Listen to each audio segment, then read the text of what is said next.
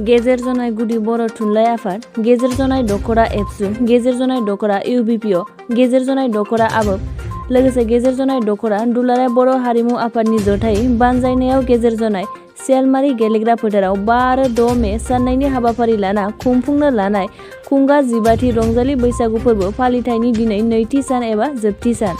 नैथि साननि हाबाफारि गेवलां मेलाव गाहाय आलासि महरै बाहागो लागोन BKWSनि गाहाय मावफुं सोद्रोमा मिहिनीश्वर बसुमतारी बिथाङा आरो गोबां दैदेनगिरि बिथांमोनाबो बाहागो लागोन।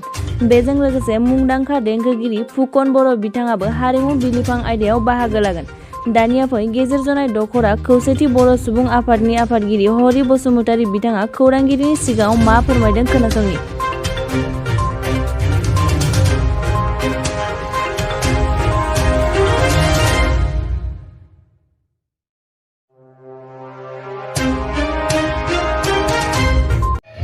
बयनिसिमबो गोजोन हामलायनाय जासिहरग्रोनाय जाबाय।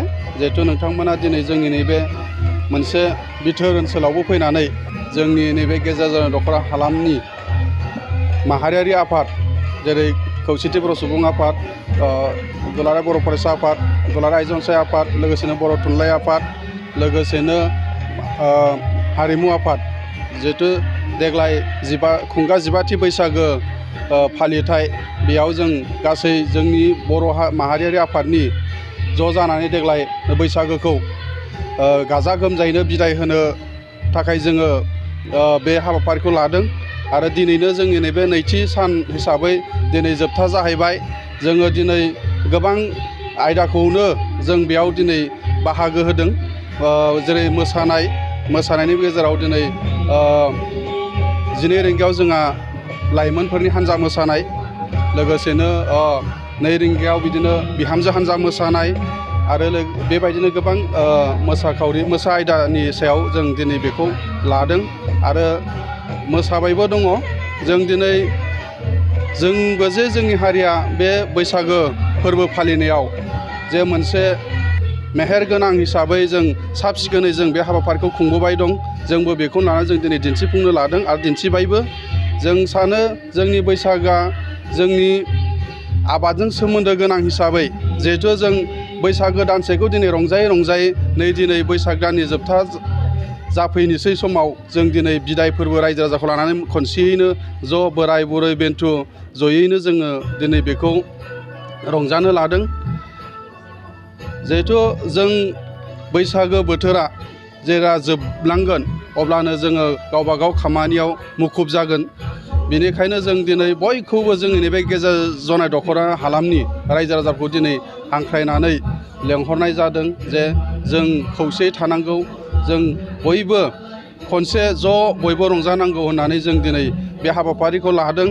लोगोसेनो जोङो बेजोंनो जिहेथु जोंनि देंखोगिरि बिथां फुकन बर' बिथांखौबो जों दिनै हांख्रायनानै लाबोदों। बिथाङाबो दसे समनि उनावनो जोंनि बेयाव सफैसिगोन। दिनै बे हारिमु बिलिफांखौ दिनैनि हरसेनि गेजेरजों बिथाङा दिनै जोंनि नैबे मिलौदो देंखोजों रायजो राजाखौ गोजोन होलांगोन आरो बेयावबो जों मोनसे रायजो राजाखौ मेसेज होनो सानगोन जे सासे मेथाइ देंखोगिरियाबो जे गावनि जिउआव गावखौनो दानो हानाय मोनसे गोहो थायो। हारिनि मेथाइ रोजाबनानैनो, बैसागो मेथाइ रोजाबनानैबो जे जोंनि बर' रावनि जि गेवलांसारनाय, बेयावबो जों गोग्गानाय मोनसे जों मोनगोन। आरो जों बैसागो बिदायजोंनो लोगोसे जों गेवलां मेल लादों। बेयाव गेवलां मेलाव जों गाहाय आलासि हिसाबै जोंनि बर' कसारि गावारि खुंथायनि गाहाय चिफ मिनिस्टार बसुमतारी सारखौ जों हांख्रायदों। लोगोसेनो दुलाराय बर' फरायसा आफादनि सोलोंथाइ सुबुं फोनांजाब नेहाथारि बड'सा ब्रह्म बिथांखौबो जोङो बेयाव हांख्रायदों। बिथांमोनाबो फैगासिनो दङ, दसे उनाव मोनफैसिगोन।